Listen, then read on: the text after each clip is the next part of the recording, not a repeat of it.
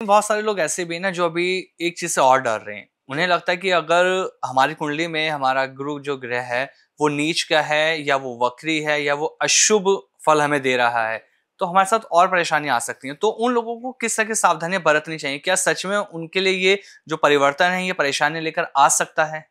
देखिए कोई भी प्लेनेट जब नीच का होता है और वक्रीय होता है, सबसे पहले ये देखना जरूरी होता है कि वो वक्री हो कहाँ रहा है। अच्छा।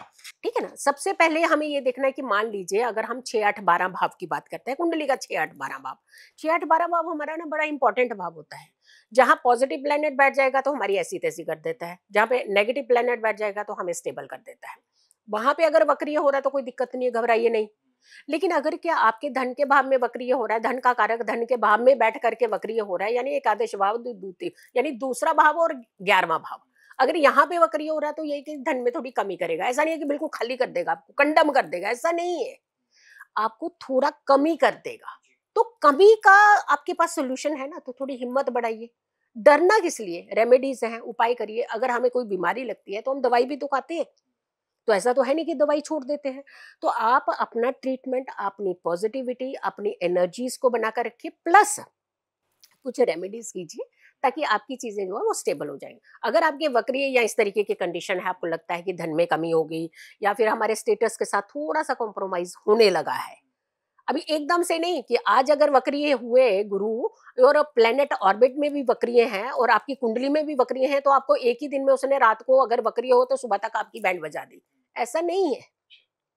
आपको एक स्लोली एक प्रोसेस देखने को मिलेगा कि यानी मेरे साथ ऐसी ऐसी चीजें हो रही है और बड़ी डिफरेंट सी चीजें होने लगी है। उपाय करिए। उपाय सबसे अच्छे क्या होते हैं?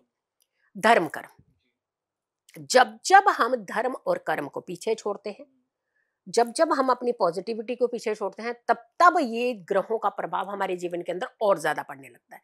क्योंकि कर्म के साथ ग्रहों का बहुत गहरा नाता है। हम कर्म नहीं करेंगे और बस हम उपाय कर देंगे तो कुछ नहीं होने वाला आपका।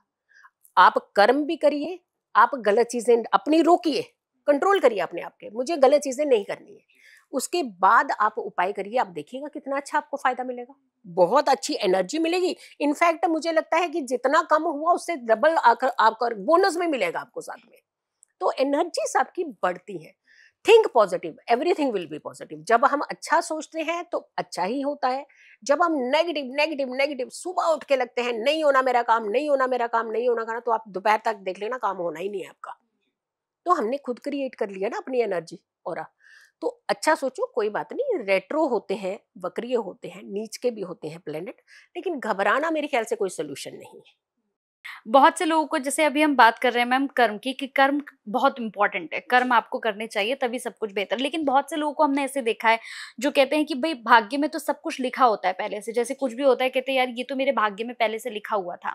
तो लोगों का ये कहना है कि जब भाग्य में सब कुछ लिखा हुआ है, आज एक्सीडेंट होना है, आज मुझे नौकरी मिलेगी, कल नहीं मिलेगी, आज गर्लफ्रेंड मिलेगी नहीं मिलेगी, जब सब कुछ लिखा हुआ है तो फिर कर्म करने की क्या जरूरत है हमें? तो कर्म नहीं करिए तो फिर देखिए भाग्य कहाँ ले जाता है। देखिए सबसे बड़ी बात है कि कर्म है क्या बेसिकली।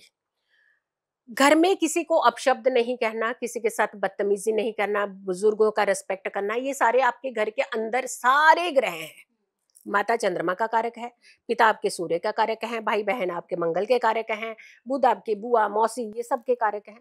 हम क्या करते हैं कि हम अकेले रहना चाहते हैं। आजकल की जनरेशन ना बिल्कुल अकेला रहना चाहती है। उसने अपने सारे ग्रह पहले पीछे कर दिए।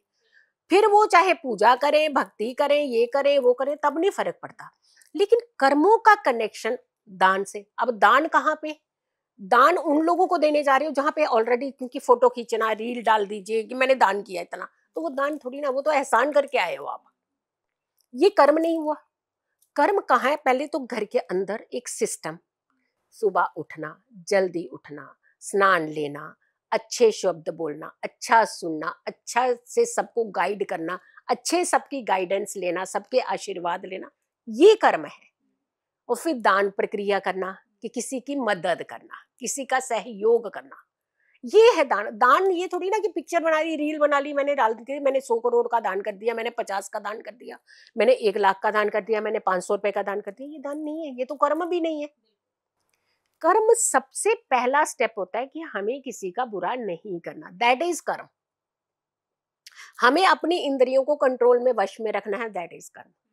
हमें किसी की मदद करनी है, दैट इज कर्म। अब ये सब चीज करिए तो आपको नहीं इफेक्ट आएगा, नेगेटिव इफेक्ट नहीं आएगा। रिश्ते छोड़ दिए, सब कुछ छोड़ दिया, बस अकेला अकेला व्यक्ति रहना चाहता है, चाहे वो उसको पत्नी का रूप ले ले बाद में, या पहले गर्लफ्रेंड का रूप ले ले, वो अकेला रहना चाहता है। उसके पास कोई ग्रह का प्रभाव नहीं है, कोई कर्मों का प्रभाव नहीं, तो उनकी जिंदगी थोड़ी सी डिस्टर्ब होने लगती है।